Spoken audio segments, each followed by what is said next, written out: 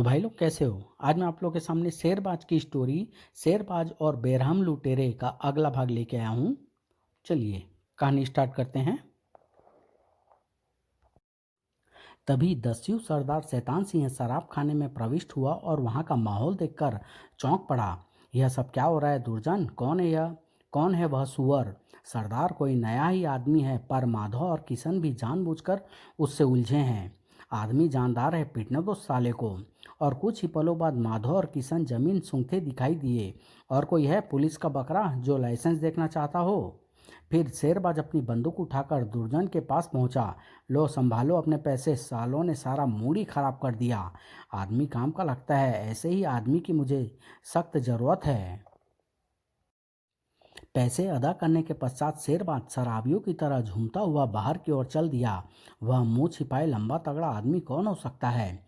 शैतान सिंह भी शेरबाज के पीछे पीछे बाहर आया। फिर जैसे ही शेरबाज ने अपने घोड़े की लगाम संभाली, ठहरो दोस्त, क्या तुम्हें भी लाइसेंस चाहिए? नहीं भाई, मैं तो तुमसे उन दोनों के बारे में पूछ रहा था जिनकी तुम पिटाई करके आए हो। क्या वे पुलिस वाले थे?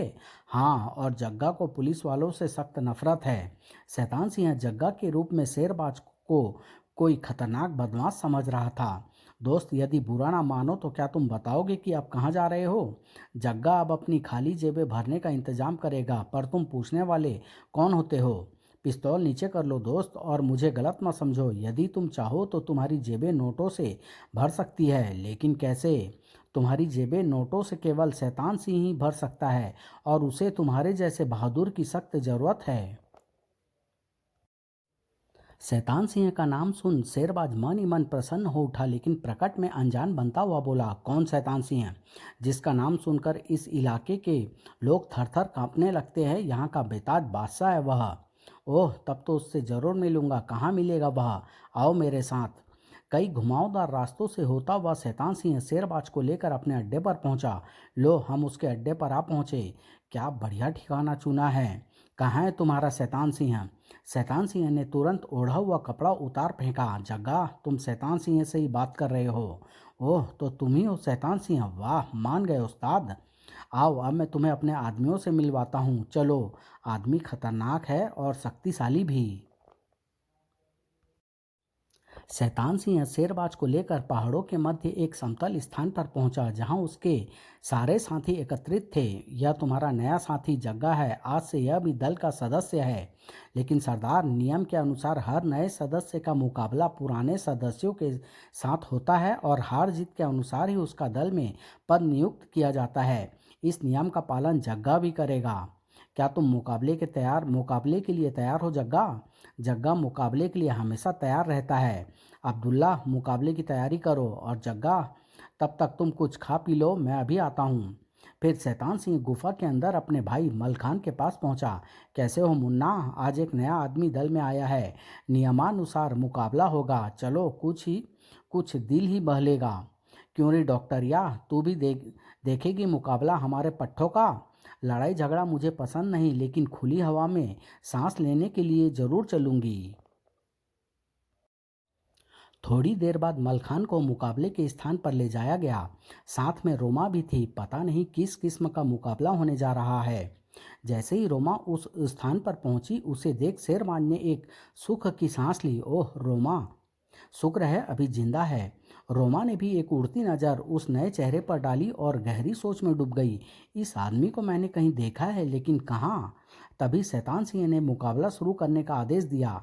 सबसे पहले दल के सबसे अच्छे निशानची बांके के साथ जग्गा का निशानेबाजी का मुकाबला होगा। मुकाबला शुरू हुआ। पहले बांके ने राइफल संभाली और धाएं धाएं धाएं धाएं।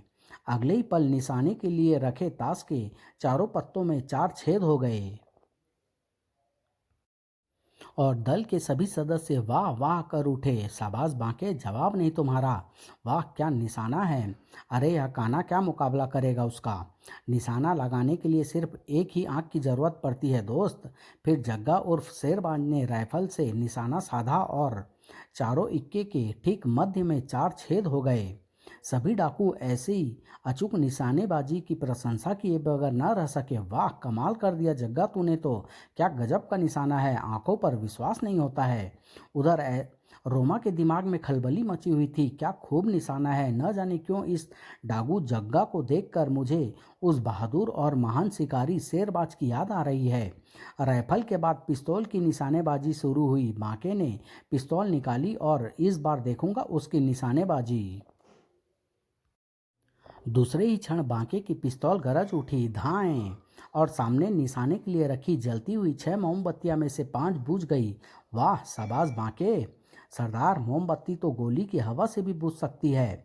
मोमबत्तियां फिर से जला दी गई। एक के बाद एक पूरी 6 गोलियां शेरबाज की पिस्तौल ने भी उगली, लेकिन एक भी मोमबत्ती की लो नहीं बुझी। पल भर के लिए सन्नाटे के बाद सभी डाकू बांके की प्रशंसा करते हुए चीख उठे। एक भी निशाना सही नहीं लगा। जग्गा हार गया। क्या बात है जग्गा, पिस्तौल चलाने का अभ्यास कम कम लगता है। तभी शेरबाज ने 6 मोमबत्तियां उठाकर शैतान सिंह के सामने कर दी। जरा ध्यान से देखो सरदार। जब शैतान सिंह ने सभी मोमबत्तियों को करीब से देखा तो हैरान रह गया। सभी मोमबत्तियों की लौ के एक एक इंच नीचे छेद था। मान गए तुम्हें जग्गा। बांके भी ऐसी अचूक निशानेबाजी की प्रशंसा किए बगैर न रह सका। ऐसा निशाना कभी नहीं देखा। तुम्हारा मुकाबला नहीं उस्ताद, शायद। हथियारों का मुकाबला हो चुका, अब हाथों की बारी है। अब्दुल्ला, अब तुम भी जरा अपने हाथ दिखाओ। अभी देखता हूँ सरदार की इसके बाजुओं में कितनी ताकत है। फिर दल का सबसे ताकतवर और कुशल मुक्केबाज अब्दुल्ला शेरबाज की ओर बढ़ा। मैं इसकी हड्डी पसली एक कर दूंगा। जरा देखूं तो कितना दम है इसमें। पहला वार अब्दुल्ला ने किया, परंतु शेरबाज उससे कई अधिक फुर्तीला था। इससे पहले कि अब्दुल्ला दूसरा वार कर पाता, शेरबाज का फौलादी मुक्का किसी हथौड़े की तरह उसके जबड़े पर पड़ा। घूंसा खाते ही अब्दुल्ला में भी फुर्ती आ गई। वाह क्या मारा है। जग्गा गया, लेकिन उफ, अरे जग्गा ने तो पासा ही पलट दिया। क्या बात है अब्दुल्ला, आज कुछ जम नहीं रहा। यह जग्गा तो जबरदस्त लड़ाकू है। वही लड़ने का अंदाज, वही बिजली जैसी फुर्ती। वह जग्गा शेरबाज से कितना मिलता जुलता है। अब्दुल्ला को बुरी तरह पीटते देख शैतान सिंह का चेहरा भी कुछ उदास सा हो उठा। यह जग्गा आदमी है या तूफान? लगता है अब्दुल्ला इससे जीत नहीं पाएगा। हाय! और शीघ्र ही शैतान सिंह का विचार सही प्रमाणित हो गया। लो अब थोड़ा आराम करो।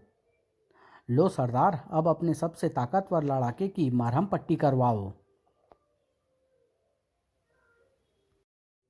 बहुत खूब जग्गा, आदमी लाजवाब हो। साथियों, आज जग्गा जैसे बहादुर आदमी के दल में शामिल होने की खुशी में खूब जश्न मनाया जाए। तभी माधव और किशन भी वहां आ पहुंचे। सरदार, हम दारू भी ले आए हैं। तभी किशन जग्गा उर्फ शेरबाज को देखकर चौंका। अरे तुम तो वही हो। ठीक पहचाना दोस्त, अब तो हम साथी हैं। दारू वारू कहाँ है? मेरा तो गला सूख रहा है।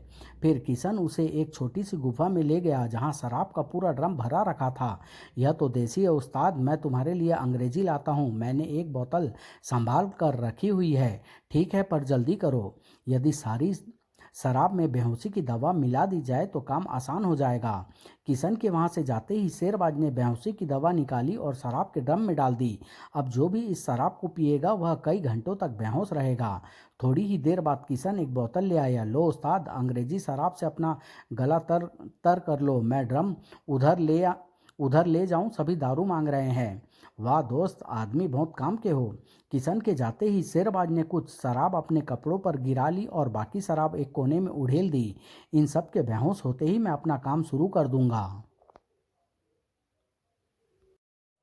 फिर खाली बोतल को मुंह से लगाकर शेरबाज सबके सामने आया। अरे यह तो इतनी जल्दी पूरी बोतल गटक गया। आदमी जंगारू किस्म का है। इसके घूंसे तो हथौड़े जैसे पड़ते हैं। मेरा तो जबड़ा अभी तक दर्द कर रहा है। आज जी भर के पियो। और थोड़ी देर बाद सभी डाकू शराब में दवा मिली होने के कारण बेहोश होकर लुढ़क गए। फिर शेरबाज गुफा के बाहर आया और उसने जूते में छिपाया हुआ छोटा सा दिशा सूचक ट्रांसमीटर निकाला। मैंने इसको ऑन कर दिया है। अब पुलिस को यहाँ पहुँचने में देर नहीं लगेगी। उधर शैतान सिंह अकेला ही शराब की दो बोतलें खाली कर चुका था। चलूँ अब उस खूबसूरत डॉक्टरिया से थोड़ा दिल बहलाऊं। नशे में धुत शैतान सिंह उस गुफा में पहुंचा जहां रोमा और मलखान थे। फिर रोमा के करीब पहुंच उसने एक झटके से रोमा का हाथ पकड़ उसे अपनी ओर खींच लिया। इधर आओ छमिया, तुम भी 2 घूंट लगाओ।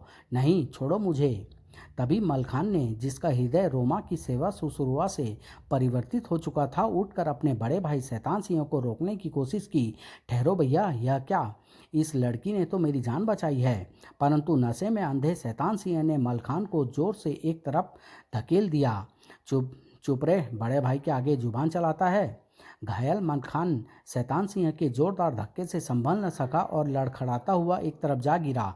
उसके सिर एक नोकीले पत्थर से जा टकराया और उसने वहीं दम तोड़ दिया। भागकर कहाँ जाएगी?